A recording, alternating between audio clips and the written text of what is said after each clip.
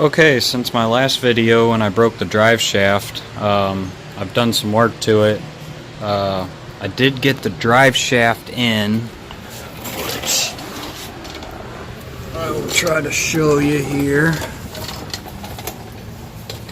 So there's the new carbon fiber drive shaft with the Driveshaft Elite in it, and the new Silver Project transmission mounts, and I did their motor mounts, which are up there. I can't really see them, but I liked them. They seem to be pretty nice.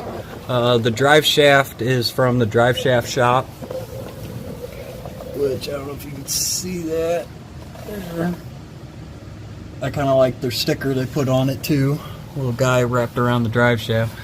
I did have to open up the rear diff, or the rear carrier, quite a bit to clearance the adapter hub for the larger rear U-joint.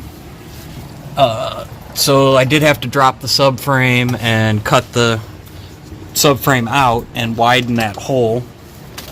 Go back up top. I also went ahead and I installed a Haltech 1500 Elite ECU with their igniter module, which is here. The stock ECU is still wired up, only so my EWS and anti-theft features all still work like factory. I put the engine computer is going to go behind the glove box, and I cut the back of the glove box out, so when it's all mounted on a plate there, I'll be able to flip the lid of the glove box down and access it for the USB ports. But there's the Haltech computer. I do want to say I really liked Haltech's. I like all their products. The wiring diagrams, I mean, I've had to use a lot of wiring diagrams, and these are by far some of the best ones.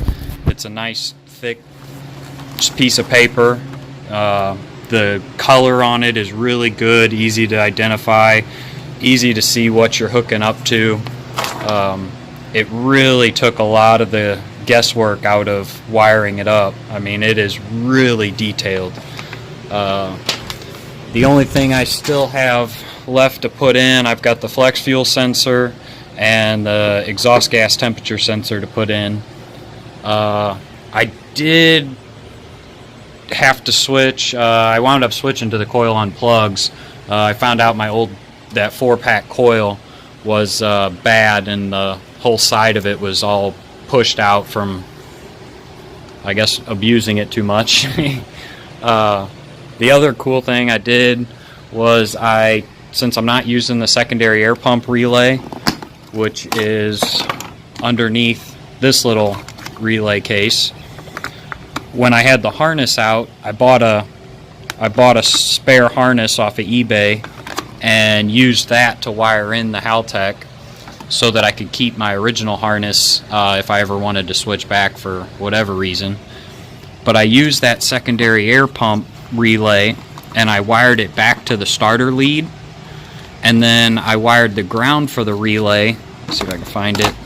I wired the ground to the relay out to this little pigtail on the harness, and then I made up this little jumper here that plugs in, and so under the hood I have a remote start button, and I can pull that out, you know, after I'm done using it or when I don't need it. That made it a whole lot easier to crank it over, especially by myself, to set the initial ignition angle, because one, it's already pretty hard to see the timing marks down there, which you can't even really see.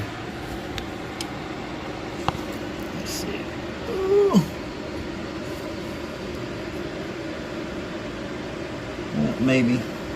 Maybe not. Alright. So I did get that all, you know, mostly wired in. and I got a bunch of base tuning done on it. I was in the process of programming it for the idle control motor, and I just gotten all the values put in, and it started to let it adapt the idle out when I spun around and knocked my monster into my laptop. So don't have the laptop right now to continue on, so but we'll see if it wants to fire up. Just pop the ignition on and use my little start button. Yeah, it needs a little more in the idle.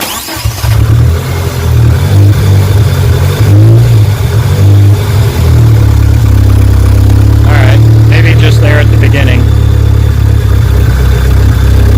But it's really nice, a lot of the features in the Haltech and how it will do the long-term trims of a lot of different components.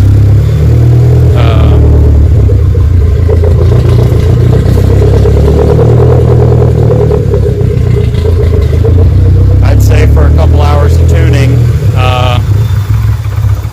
and messing around with it, it's not running too terribly bad, but definitely going to need some more work.